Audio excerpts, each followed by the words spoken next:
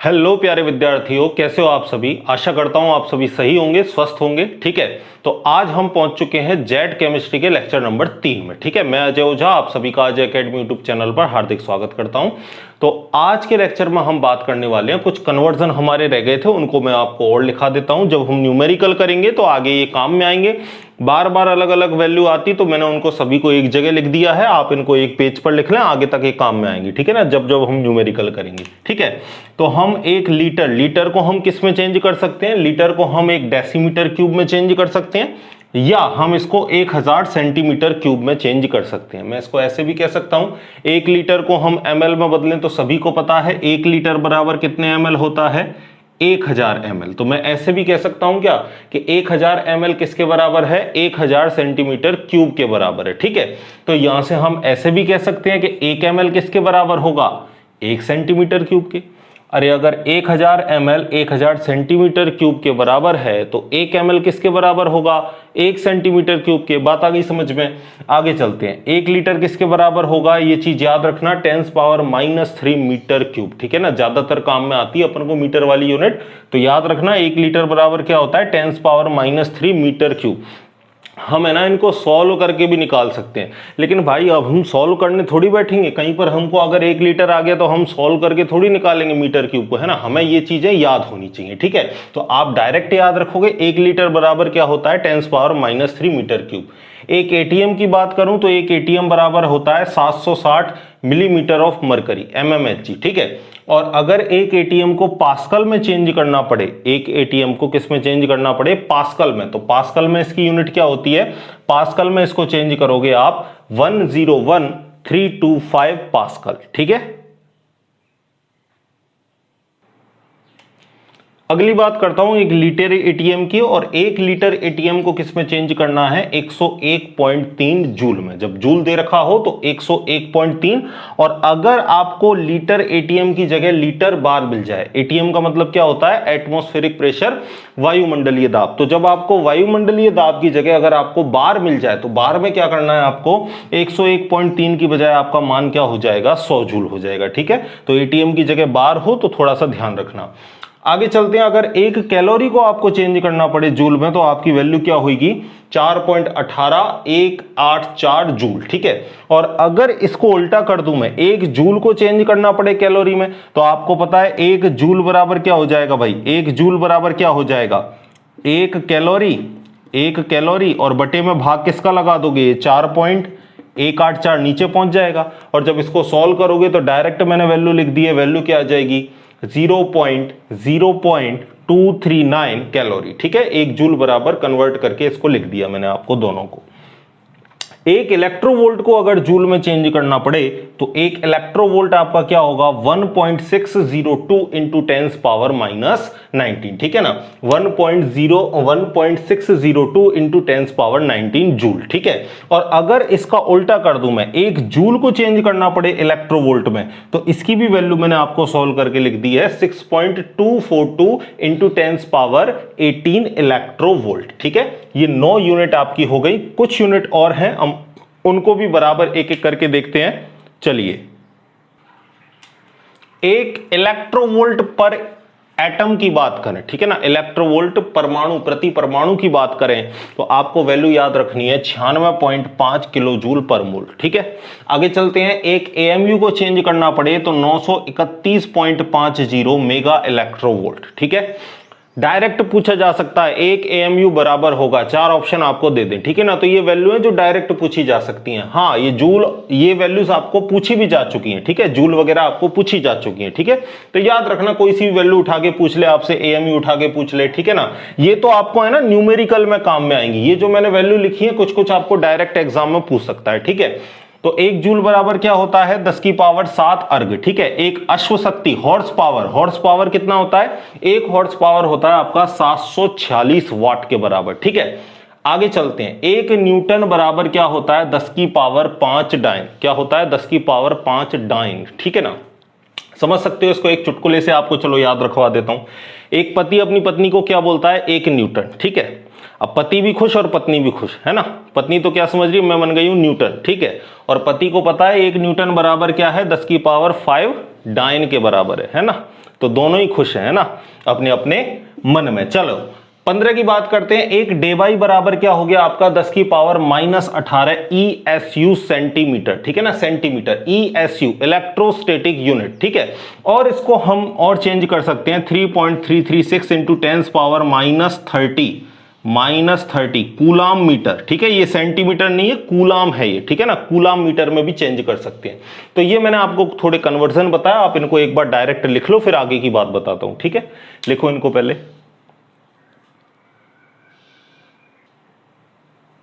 ठीक है। एग्जाम में डायरेक्ट पूछे जा सकते हैं ये वैल्यू, ये आपको न्यूमेरिकल में काम में आएंगे, ठीक है। चलिए अब आगे की बात करते हैं, और नेक्स्ट हमारा जो टॉपिक आएगा वो आएगा वैज्ञानिक संकेतन, ठीक है, साइंटिफिक नोटेशन, ठीक है। इसकी बात करते हैं। यहां से आपको कैलकुलेशन में जब आप न्यूमेरिकल करोगे तो कई बार आपको सारी चीजें आते हुए भी फाइनल आंसर में आप अटक जाते हो या ऑप्शन आपको समझ में नहीं आते, तो उसका एक कारण यही है कि आपको साइंटिफिक नोटेशन अच्छे तरीके से नहीं आते, ठीक है। ये थोड़ा थोड़ा सा मैथमेटिकल आपकी जो पोर्शन है वो चल रहा है, क्योंकि ये न्यूमेरिकल में आपको कहीं ना कहीं काम में आएगा, ठीक है। तो चलिए बात करते हैं, अगली हेडिंग लगाओगे आप मेरे साथ साथ, वैज्ञानिक संकेतन साइंटिफिक नोटेशन। चलिए हेडिंग लगाइए, वैज्ञानिक संकेतन, वैज्ञानिक संकेतन, जिसको इंग्लिश में अपन बोलते हैं साइंटिफिक नोटेशन।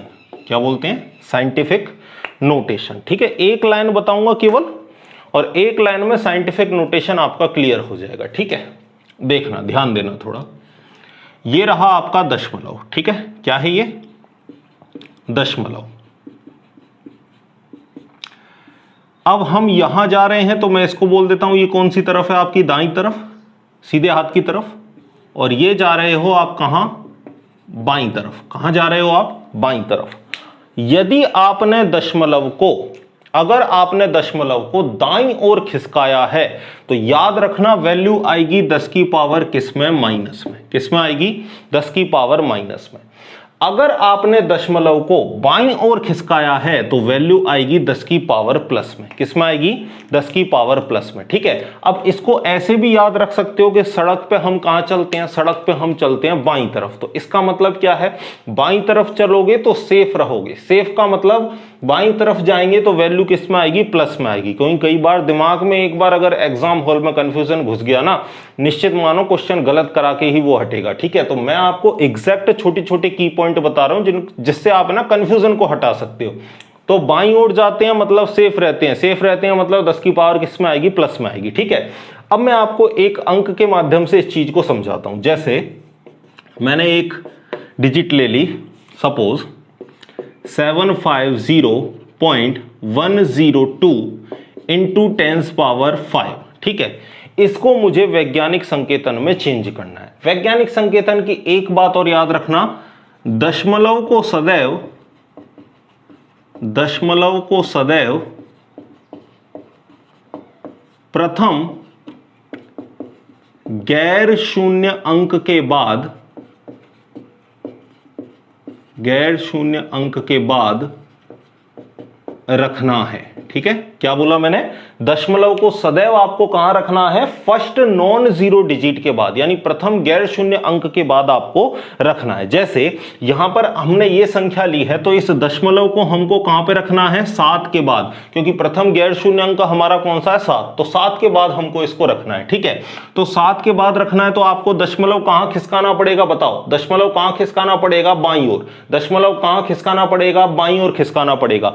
कितने स्थान खिसकाना पड़ेगा? आप देखोगे 1 और 1 2, आपको कितने स्थान खिसकाना पड़ेगा? 2 स्थान खिसकाना पड़ेगा। तो हम इसको अगर चेंज करके लिखेंगे तो क्या लिखेंगे? 7 पॉइंट, इसके बाद क्या दे रखा है? 50, फिर क्या दे रखा है? 102 इंटू 10 पावर। अब आपको पता है आपने 2 स्थान खिसकाया है तो प्लस में बढ़ेंगे भी कितने? 2। जितने स्थान खिसकाओगे उतना ही आपको प्लस कर देना है। अगर बाईं ओर खिसका रहे हो तो उतना ही आप प्लस में कर देना, और अगर दाईं ओर ओर खिसका रहे हो तो उतना ही आप किस में कर देना, माइनस में कर देना। मेरी बात समझ गए आप? तो यहां आपने बाईं ओर खिसकाया है, कितना खिसकाया है, 1 और 1 2, 2 स्थान खिसकाए हैं, तो प्लस में भी कितना आएगा, 2 आएगा। तो पहले तो 5 थे, अब क्या थे, 2 और हो गए। ठीक है, क्या हो गए भाई, 2 और हो गए। और आपको पता है कि जब आधार समान हो तो घातें आपस में जुड़ जाती हैं, तो 5 और 2 मिला के कितने हो जाएंगे, 7। तो मैं इसको डायरेक्ट लिख सकता हूं 0.50102 इंटू 10 पावर 7। ये हो गया आपका वैज्ञानिक संकेतन। ठीक है, एक और मैं बताता हूं आपको, और इस बार मैं ले लेता हूं माइनस वाला। एक बार प्लस वाला ले लिया, अब ले लेते हैं माइनस वाला। ठीक है, दूसरा एग्जांपल देखो, जैसे 0.000408, इसको आपको वैज्ञानिक संकेतन में चेंज करना है। ठीक है, आपको पता है कि दशमलव को कहां ले जाना है, प्रथम गैर शून्य अंक के बाद। प्रथम गैर शून्य अंक कौन सा है, 4, तो हमें इसको कहां ले जाना है, 4 के बाद ले जाना है। ठीक है, कितने स्थान खिसकाओगे, 1 2 3 4। कहां खिसका रहे हो दशमलव को, कहां खिसका रहे हो भाई, दाईं ओर। दाईं ओर खिसकाते हो, वैल्यू किस में आती है, माइनस में आती है। ठीक है, चलिए कितने स्थान खिसका रहे हो, 1 2 3 4, तो यहां पे आपने लिखा 4.08। ठीक है, अब आपने 4 स्थान इधर खिसकाया तो माइनस में भी कितने आएंगे, 4 आएंगे। तो गुणा करके लिख दोगे 10 की पावर -4। ये हो गया आपका वैज्ञानिक संकेतन। ठीक है, लिखो इन 2 एग्जाम्पल को, फिर कुछ एग्जाम्पल मैं आपको खुद से देता हूं, आप उनको सॉल्व करना। पहले इन 2 को लिखो। ठीक है, लिख लिया। चलिए कुछ एग्जांपल देता हूं मैं आपको और। ठीक है, इनको आप खुद से सॉल्व करके बताओगे। 600.0, 9000, 176000, 0.00721। ठीक है, और दे देता हूं आपको 500। ठीक है, और चलो एक और लिख लेते हैं हम, 0.000112 इंटू 10 पावर -3। ठीक है, ये मैंने आपको 3-4 एग्जाम्पल और दे दिए। आप इनको 2 मिनट से वीडियो को पॉज करके खुद से सॉल्व करो। ठीक है, और मैं आपको यहाँ पे करवाता हूँ। ठीक है, चलिए बात करते हैं पहले एग्जाम्पल की। और पहले एग्जाम्पल में देखो मैंने आपको क्या दे रखा है, 600.0। ठीक है, अब इसको आपको सॉल्व करना है। तो अब है ना, आप इसको कैसे सॉल्व करोगे, एक दशमलव आपको दिख रहा है ऑलरेडी। आपको क्या बताया, दशमलव कहां ले जाना है, गैर शून्य अंक के बाद। तो मुझे कहां खिसकाना पड़ेगा, ये बाईं तरफ। कहां खिसकाना पड़ेगा, बाईं तरफ। तो बाईं तरफ खिसकाना पड़ेगा, कितने स्थान, 1 2। तो यहां पे मैं क्या लिखूंगा, 6 पॉइंट। अब आप चाहो तो इन तीनों जीरो को लिख भी सकते हो, नहीं भी लिख सकते हो, हटा दो तो भी कोई गलत नहीं माना जाएगा। आप चाहो तो ऐसे भी लिख लो, 000 पॉइंट। अब आपने ये यहां खिसकाया, 2 स्थान खिसकाया। कहां जा रहे हो आप, बाईं तरफ जा रहे हो, तो वैल्यू किस में आएगी, प्लस में। कितनी आएगी, प्लस में 2, क्योंकि आप कितने स्थान खिसके, 2 स्थान खिसके। ठीक है, 9000 में देखो क्या कोई दशमलव है, नहीं है। हाँ, एक चीज और, इसको आप ये भी लिख सकते हो, क्या लिख सकते हो, 6 गुणा 10 की पावर 2 भी लिख सकते हो। और क्या लिख सकते हो, ये भी लिख सकते हो, 6.0 गुणा 10 की पावर 2। अरे भाई 10 की पावर 2 का मतलब क्या है, 100। 10 की पावर 2 का मतलब क्या है, 10 गुणा 10, और 10 गुणा 10 का मतलब क्या है, 100। तो 6 में मैं अगर 100 का गुणा करूंगा तो 600 ही आएगा ना। यहां भी क्या है, 600 ही तो है। अरे भाई पॉइंट के बाद की ये जीरो कुछ वैल्यू थोड़ी है, वैल्यू कितनी है आपकी, 600 है। तो आपको पता है कि 10 की पावर 2 का अगर मैं 6 से गुणा करूंगा तो 600 ही आएगा। तो आप इस तरीके से भी लिख सकते हो, इसको भी लिख सकते हो, इसको भी लिख सकते हो, सभी सही है। ठीक है, आपको देखना ऑप्शन में आपको कौन सा मिल रहा है। चलिए मैं 9000 की बात करता हूं, इसमें दशमलव नहीं है तो हम कहां मान लेते हैं, यहां दशमलव लगाए। अब आपको दशमलव कहां ले जाना है, प्रथम गैर शून्य अंक के बाद। तो 1 2 3 आप कहां ले जा रहे हो, 3 अंक के बाद। तो 9 गुणा 10 की पावर 3, क्योंकि दशमलव को आपने कहां खिसकाया है, दाईं ओर खिसकाया है। ठीक है, सॉरी बाईं ओर खिसकाया। अब दशमलव नहीं है तो आप इसको अज्यूम कर सकते हो। ठीक है, दशमलव नहीं है तो आप यहां पर मान सकते हो कि दशमलव है, क्योंकि अगर 9000 के बाद मैं यहां दशमलव लगा दूं तो 9000 का 9000 ही रहेगा ना, 900 थोड़ी हो जाएगा भाई। ठीक है, समझ रहे हो बात आप मेरी। चलिए आगे चलते हैं। अब यहां भी दशमलव नहीं है तो हम मान लेते हैं काल्पनिक के यहां पे हमारा दशमलव लगा है।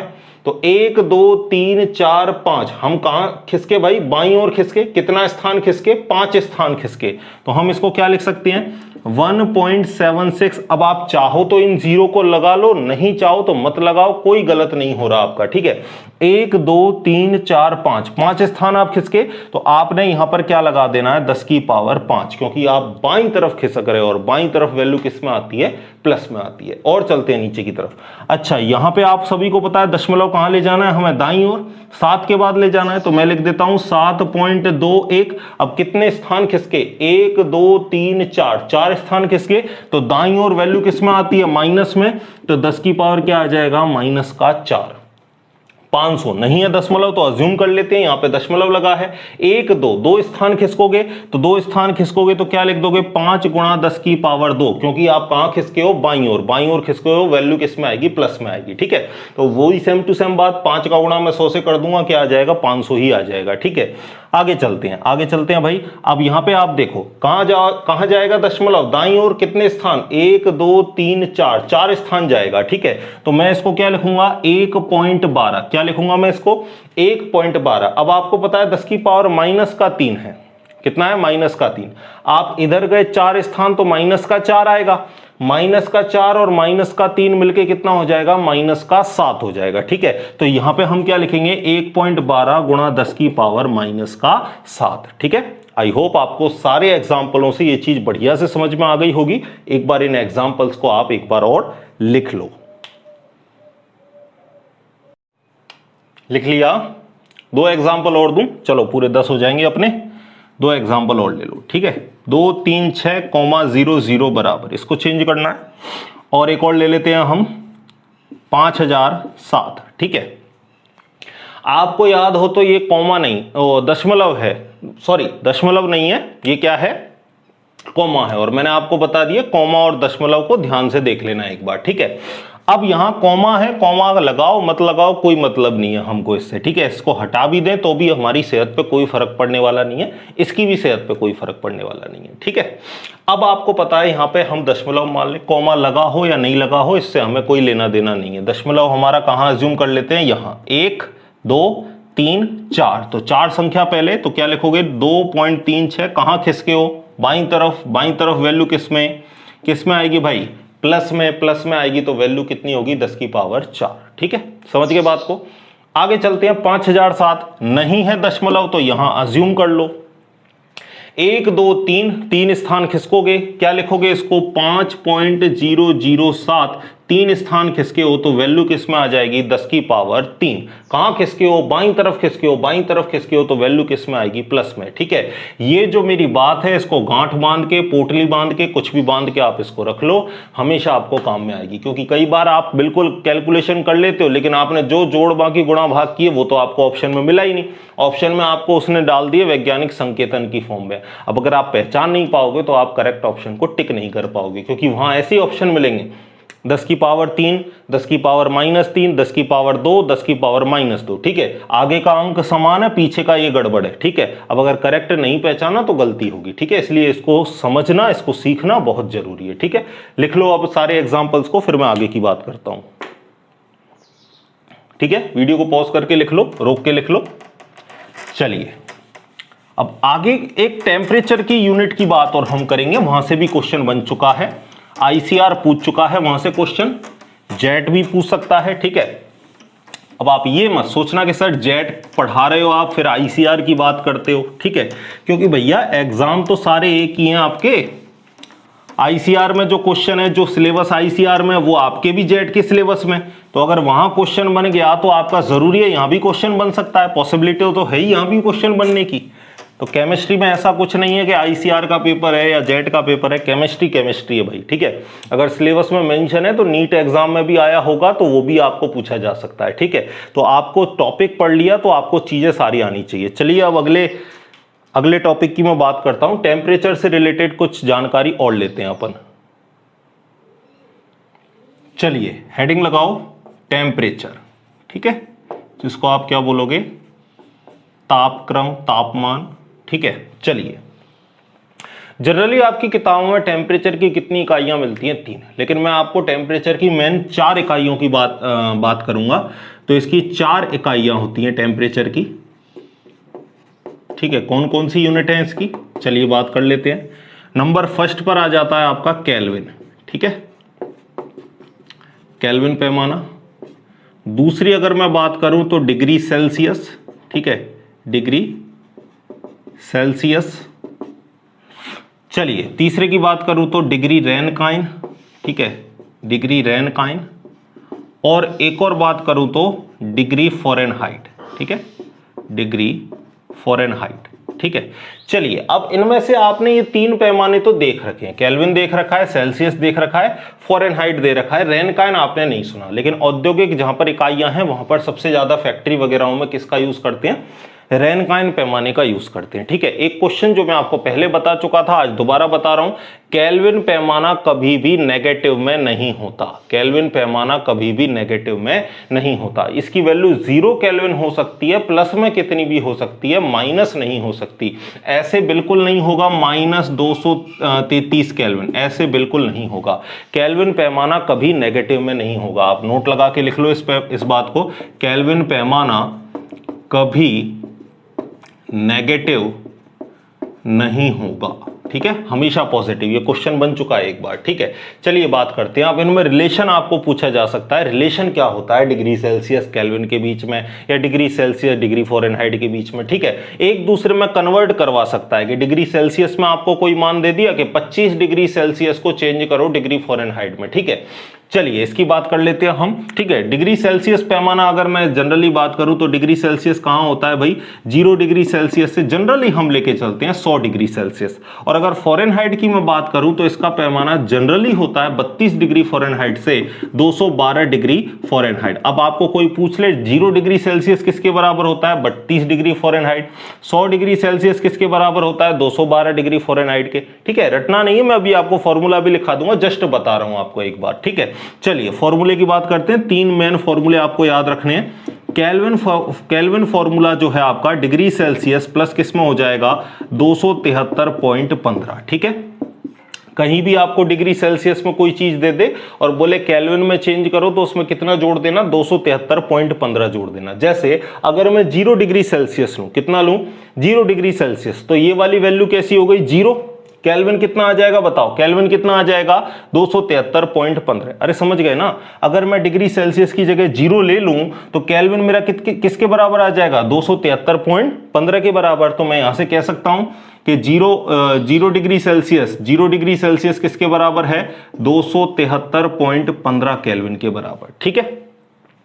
और अगर केल्विन में 0 ले लूं, अगर मैं क्या ले लूं, केल्विन को ही 0 ले लूं, तो आपको पता है 273.15 कहां जाएगा, इधर, और इधर जाएगा तो किस में हो जाएगा, माइनस में।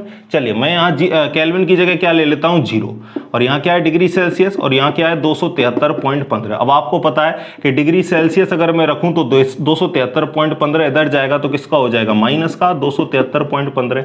यानी जब केल्विन पैमाना 0 लिया तो आपका जो डिग्री सेल्सियस में मान आया वो कितना आया, -273.15। तो मैं यहाँ कह सकता हूँ 0 केल्विन बराबर क्या होगा, -273.15 डिग्री सेल्सियस, ठीक है। इस चीज को आप याद रखोगे। चलिए 2 फॉर्मूले और हैं, उनके बारे में भी बात कर लेता हूं मैं, ठीक है। 2 फॉर्मूले देखो, इंपोर्टेंट फॉर्मूले भाई, यहां से आईसीआर क्वेश्चन पूछ चुका है।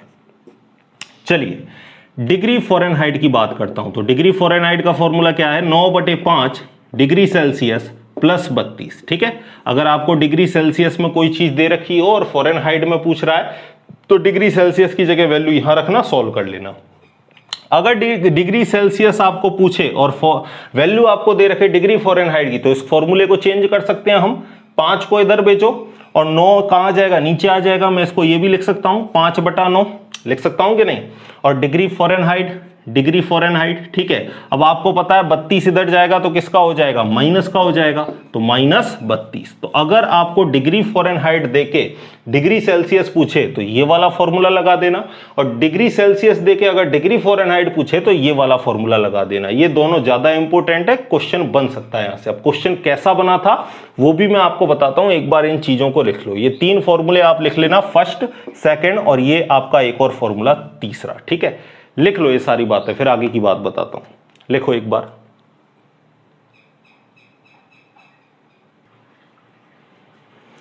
चलिए लिख लिया। अब क्वेश्चन किस तरीके से आया वो भी मैं आपको बता देता हूं। चलिए मैं यहीं लिख देता हूं क्वेश्चन को, ठीक है। चलिए देखना, क्वेश्चन देखो,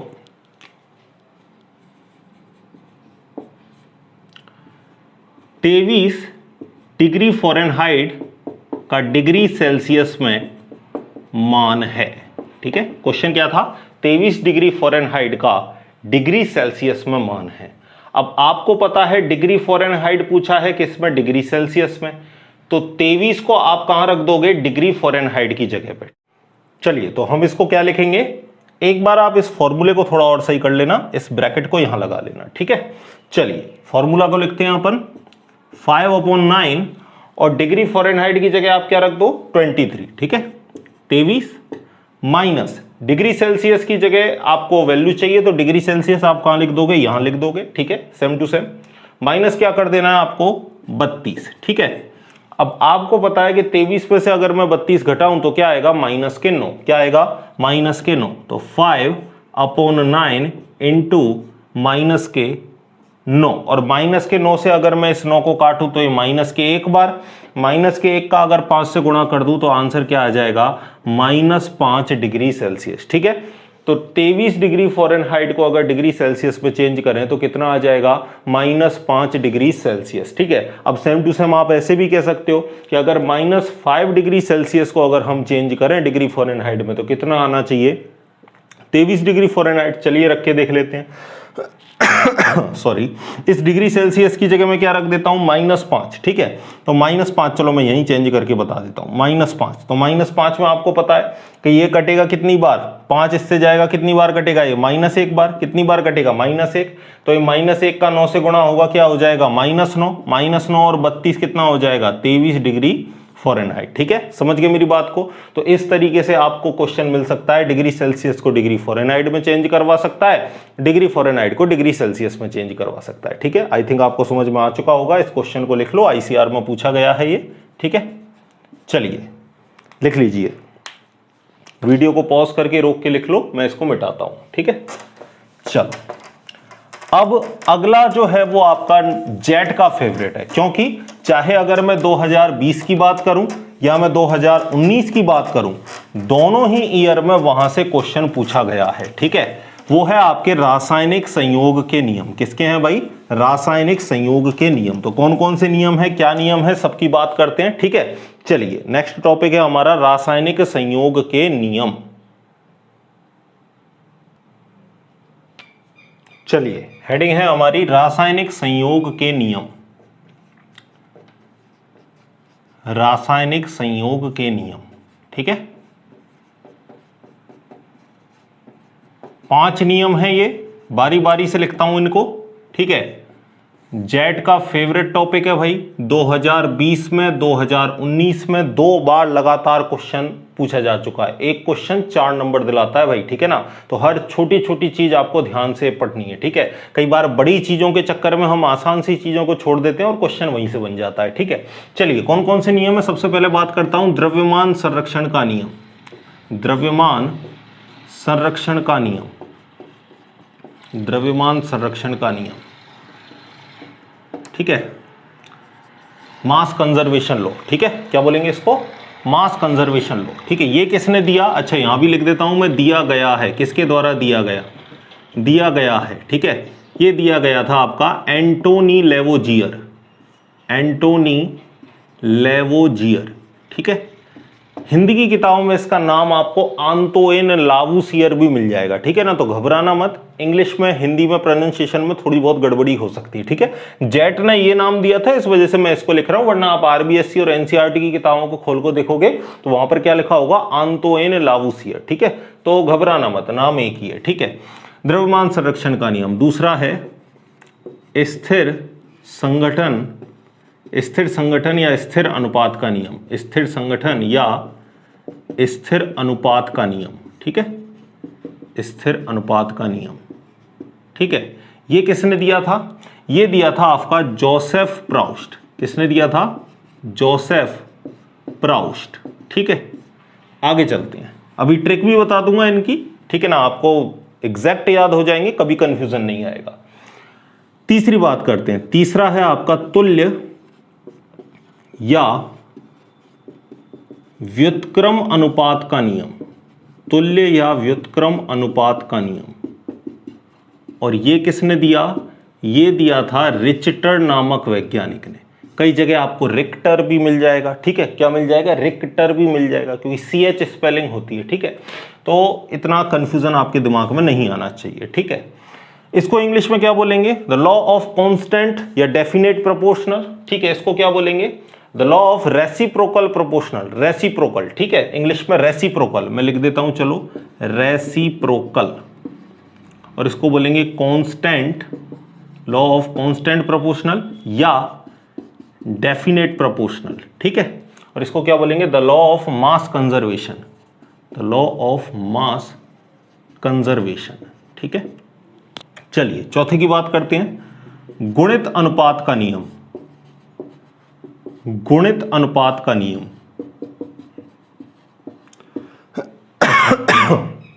सॉरी, इसको क्या बोलेंगे अपन? The law of multiple proportional, क्या बोलेंगे? The law of multiple proportional, English में बोलेंगे, उसको मैं बता रहा हूं। गुणित अनुपात के नियम किसने दिया था? John Dalton. किसने दिया था? John Dalton. सीधा पूछा जाएगा एग्जाम में और 4 नंबर दिला के जाएगा आपको बोनस में, ठीक है। चलिए पांचवा जो लॉ है, गैसीय आयतन संबंधी नियम, गैसीय आयतन संबंधी नियम, और ये किसने दिया था? ये दिया था आपको गे-लुसैक ने, ठीक है। किसने दिया था? गे-लुसैक ने। इसको ऐसे याद रख लोगे, गैसियस से हो जाएगा आपका गे-लुसैक, ठीक है। बात करते हैं पहले वाले की, ट्रिक क्या होगी? देखो, नंबर 1 द्रव्यमान संरक्षण का नियम। तो द्रव्यमान को मैं उठा लेता हूं डी से और एंटोनी का ए, ठीक है। तो इसकी ट्रिक हो गई डी ए। क्या हो गई इसकी ट्रिक? डी ए, कि द्रव्यमान संरक्षण का नियम किसने दिया? आंतोइन लावुसिए ने। डी ए याद रख लोगे, ठीक है। इतना ज्यादा लंबा चौड़ा याद नहीं हो तो डी ए तो याद हो सकता है आसानी से, ठीक है। अगली बात करते हैं स्थिर संगठन का। स्थिर का मैंने उठा लिया एस और प्राउस्ट का उठा लिया मैंने पी, तो एस पी, ठीक है। यानी स्थिर संगठन का नियम किसने दिया? प्राउस्ट ने, और प्राउस्ट से याद हो जाएगा जोसेफ प्राउस्ट, ठीक है। दूसरा नियम याद है, तुल्य अनुपात का नियम। तुल्य का मैंने उठा लिया टी, क्या उठा लिया? टी। और रिचटर का मैंने उठा लिया क्या? आर, तो इसका हो गया टी आर। क्या हो गया भाई? T R. यानी तुल्य अनुपात का नियम किसने दिया? टी आर, रिचटर ने, ठीक है ना। आर टी याद रख लो, टी आर याद रख लो, जैसे आपको याद होता है, ठीक है। टी आर तुल्य अनुपात का नियम या व्युत्क्रम अनुपात का नियम किसने दिया? रिचटर ने दिया, ठीक है। गुणित अनुपात का नियम, गुणित का मैंने उठा लिया जी और डाल्टन का उठा लिया मैंने डी, ठीक है ना। डाल्टन का उठा लिया डी, तो ट्रिक क्या हो गई? G D. यानी गुणित अनुपात का नियम किसने दिया? डाल्टन ने। किसने दिया भाई? डाल्टन ने। गुणित अनुपात का नियम किसने दिया? डाल्टन ने। और गैसीय आयतन का गे, और इसमें भी गे-लुसैक में गे, तो गे से गे आप याद रख लोगे, ठीक है। इस तरीके से आपके 5 रूल हो गए। इनको मैं आपको डिटेल से भी पढ़ाऊंगा, ठीक है। एग्जाम में आपको अभी तक जेट ने कभी भी आपको डिटेल में नहीं पूछा, सीधा सीधा 2020 में कौन सा क्वेश्चन पूछा था? ये पूछा था, ठीक है। जेट 2020 क्या पूछा था कि द्रव्यमान संरक्षण का नियम किसने दिया? 4 ऑप्शन मिल गया, एंटोनी लावुसिए, ठीक है। और 2000 अगर मैं 19 की बात करूं, 2019 की बात करूं, तो 2019 में क्या पूछा था? गुणित अनुपात का नियम किसने दिया? तो आंसर हो जाएगा डॉन डाल्टन। इस बार हो सकता है आपसे, सॉरी 2019 में ये पूछा था, ठीक है ना, ये पूछा था आपको 2019 में जोसेफ प्राउस्ट वाला। इस बार हो जाए आपको ये पूछ ले, ठीक है, या तुल्य अनुपात पूछ ले, या आपको ये 5वां गैसीय आयतन संबंधी पूछ ले। डायरेक्ट पूछेगा 4 नंबर का, डिटेल में नहीं पूछा, लेकिन मैं फिर भी आपको डिटेल में पढ़ाऊंगा क्योंकि हमारे ये सिलेबस में है। तो एक बार आप इसको लिख लो, फिर आगे की बात करते हैं अपन, ठीक है। कर लोगे, हो जाएगा याद आसानी से, मिटा दें। चलिए अब नेक्स्ट बात करेंगे अपन, अगले एक एक करके इन सभी नियमों को पढ़ेंगे अपन। सबसे पहले अपन ले लेते हैं गुणित अनुपात का नियम, या पहले ले लेते हैं चलो द्रव्यमान संरक्षण का नियम, ठीक है ना। तो सबसे पहले आप हेडिंग लगा लो, द्रव्यमान संरक्षण का नियम, the law of mass conservation, ठीक है। हेडिंग लगाओ सबसे पहले, द्रव्यमान संरक्षण का नियम। चलिए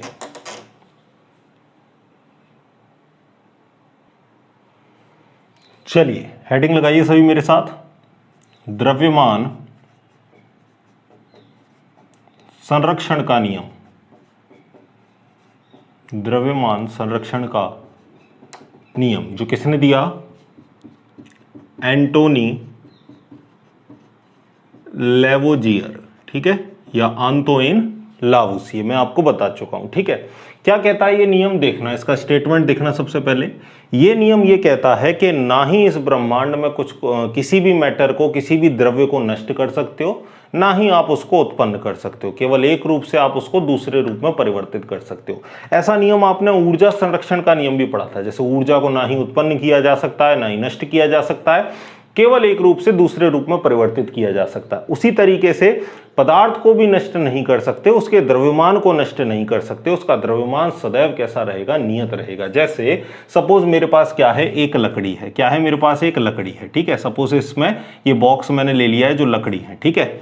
अब इस लकड़ी को मैंने जलाया, तो जलाने से क्या होगा? इसको मैंने जलाया तो जलाने से क्या होगा? कुछ कोयले बने होंगे, कोयले के साथ में थोड़ी बहुत क्या मिली होगी? राख मिली होगी, ठीक है। और साथ में कार्बन ऑक्साइड निकली होगी। अगर पार्शियल बर्निंग यानी आंशिक अगर जला होगा तो कार्बन मोनोऑक्साइड, और अगर पूर्ण दहन हुआ होगा तो कार्बन डाइऑक्साइड निकलेगी। सपोज मेरे पास लकड़ी का वजन था, मेरे पास कितना? 500 ग्राम। कितना था? 500 ग्राम। तो इन कोयले, राख और इन गैस को मिला के अगर मैं इनका भी वजन चेक करूंगा तो इनका भी टोटल वजन कितना निकल के आएगा? 500 ग्राम ही निकल के आएगा। इसका मतलब द्रव्यमान नष्ट नहीं हुआ है। जो जितना रिएक्टेंट में द्रव्यमान था उतना ही द्रव्यमान किसके अंदर है? प्रोडक्ट के अंदर है। तो यहां से इस नियम से आप समझे क्या कि द्रव को ना ही उत्पन्न किया जा सकता है और ना ही नष्ट किया जा सकता है, केवल एक रूप से दूसरे रूप में इसको क्या किया जा सकता है? परिवर्तित किया जा सकता है। तो इसका स्टेटमेंट मैं लिख देता हूं, द्रव्य को ना ही उत्पन्न किया जा सकता है और ना ही नष्ट किया जा सकता है, ठीक है। ब्रह्मांड का जितना भी द्रव्यमान है वो निश्चित है। द्रव्यमान आपका एनर्जी में चेंज हो सकता है, जो हमारे आइंस्टीन अंकल जी ने बता दिया था, E=mc² से, ठीक है। और इस आपके लिए जो इंपॉर्टेंट चीज है वो क्या है कि जो रिएक्टेंट का द्रव्यमान है, जो अभिकारक का द्रव्यमान है, वो किसके बराबर होगा? उत्पाद के द्रव्यमान के बराबर, ठीक है।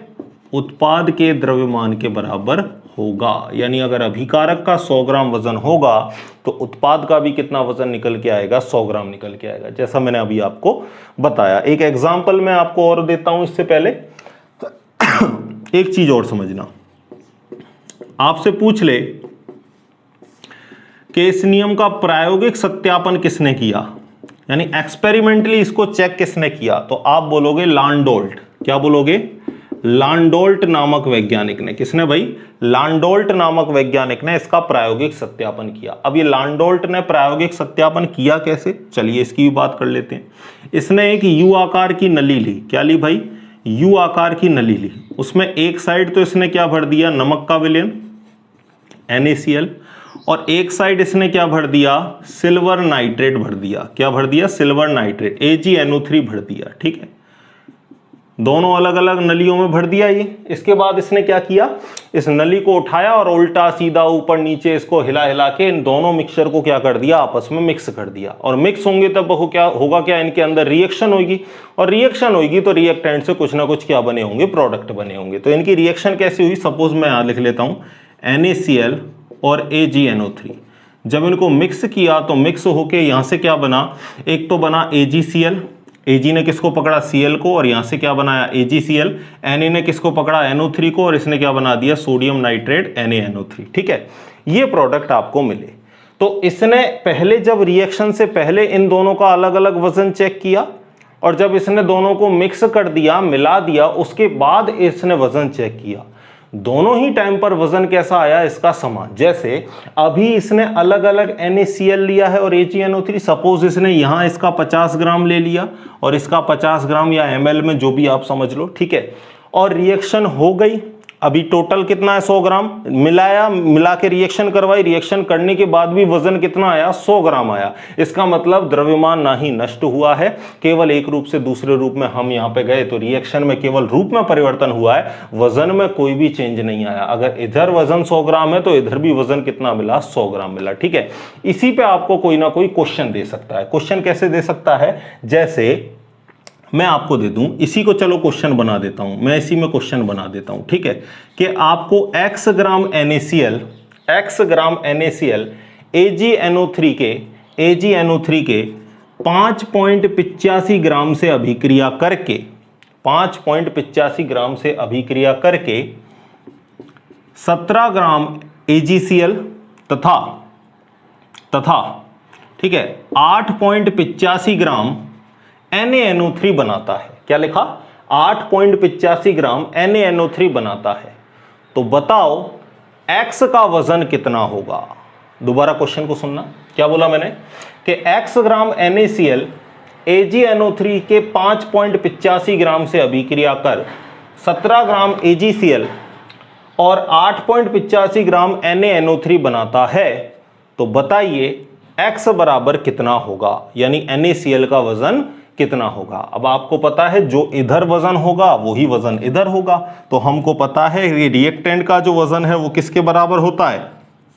प्रोडक्ट के बराबर। तो मैं इनको जोड़ दूं, X प्लस कितना 5.85 ग्राम, ठीक है, और इधर कितना हो जाएगा 17 ग्राम प्लस 8.85 ग्राम, यही होगा। अब अगर X निकालना है तो 5.85 को उधर भेज दूं तो किसका हो जाएगा? माइनस का।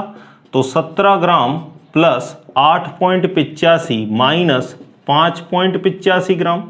अब 8.85 में से मैं 5.85 घटाऊंगा तो इधर कितना बचेगा? इधर बचेगा 3, ठीक है। इधर कितना बचेगा भाई? 85 से 85 0 और 8 में से 5 गए तो कितना बचेगा? 3। तो यहां से कितना बचा? 3, और यहां कितना आया? 17 ग्राम, और 17 और 3 ग्राम मिलके बताओ कितने हुए? 17 और 3 ग्राम मिलके कितने हो गए? 20 ग्राम। तो यहां से आप कह सकते हो कि NaCl का जो वजन है, NaCl का जो वजन है वो कितना निकल के आया? 20 ग्राम निकल के आया। बोलो, बात आ गई समझ में? ये हो गया आपका द्रव्यमान संरक्षण का नियम। तो इस तरीके से कोई आपको लैंग्वेज में न्यूमेरिकल बना के दे दे तो आपको कुछ नहीं करना, रिएक्टेंट का द्रव्यमान प्रोडक्ट का बराबर कर देना, थोड़ी सी कैलकुलेशन और आंसर आपके सामने, ठीक है। लिख लो इसको। ये क्वेश्चन पूछा जा सकता है कि द्रव्यमान संरक्षण नियम का प्रायोगिक सत्यापन किसने किया? लैंडोल्ट ने किया। और इस नलिका को हम क्या बोलते हैं? इस नलिका को हम बोलते हैं लांडोल्ट नलिका। क्या बोलते हैं? लांडोल्ट नलिका, ठीक है। चलिए, जितनी बातें जरूरी थी इस नियम को लेके वो सारी मैंने आपको बता दी, ठीक है। लिख लो इसको, लिखो इसको। ये बस साइड में एग्जांपल था आपको समझने के लिए, काम की बातें ये रही आपके लिए, लिख लो, ठीक है। तो आराम से पढ़ते हुए चलेंगे, ठीक है, बिल्कुल घबराना मत। जो चीजें पढ़ा रहा हूं उसको अच्छे से पढ़ना, यकीन दिलाता हूं कोई क्वेश्चन आपका गलत नहीं होगा, ठीक है। तो घबराना मत कि सर ऐसा वैसा, मैं सब समझ रहा हूं, मन में क्या हलचल सी चलती रहती है, ठीक है, कंपटीशन एग्जाम को लेकर। लेकिन प्रीवियस ईयर के पेपर देखे हैं, कई सालों के पेपर देखे हैं, कई सालों से पढ़ाया है, तो इतना पता है कि कहां तक पूछ सकता है, कितना पूछ सकता है। तो आप इस बात की चिंता ना करें, आपको मटेरियल बिल्कुल उसी हिसाब से मिलेगा, ठीक है। चलिए, एक क्वेश्चन मैं आपके लिए देता हूं, आप उसको मुझे कमेंट बॉक्स में कमेंट करके बताना कि आपका करेक्ट आंसर क्या होगा। ऐसे ही रैंडमली क्वेश्चन ले लेते हैं अपन, ठीक है। चलिए, मैं आपको लिख लेता हूं, देखिए क्वेश्चन लिखता हूं मैं आपके लिए। सपोज मेरे पास A प्लस बी और ये बना रहे हैं मेरे पास प्रोडक्ट C प्लस डी। कितना बना रहे हैं? C प्लस डी, ठीक है। A का वजन मेरे पास है कितना ग्राम? 10.2 ग्राम। B का वजन है मेरे पास 4.2 ग्राम, ठीक है। C का वजन मेरे पास है 3.3 ग्राम और X का वजन मुझे नहीं पता, ठीक है। X का वजन मुझे, मतलब D का जो वजन है मुझे नहीं पता। तो आपको इसमें किसका मान बताना है? X का मान बताना है कि X कितना ग्राम है, ठीक है, यानी D का वजन कितना है, ठीक है। बता दोगे सेम टू सेम, जैसे ये क्वेश्चन किया था ऐसे ही क्वेश्चन करना है आपको। इस क्वेश्चन को अच्छे से करो और करने के बाद इसका जो आंसर है मुझे कमेंट बॉक्स में कमेंट करके बताओगे आप। और भी कुछ आपकी शंकाएं हैं, आपका समाधान है, जो भी कुछ है वो सब कुछ बता दोगे आप मुझको। इसी तरीके से पढ़ते रहिए, खुश रहिए, धन्यवाद।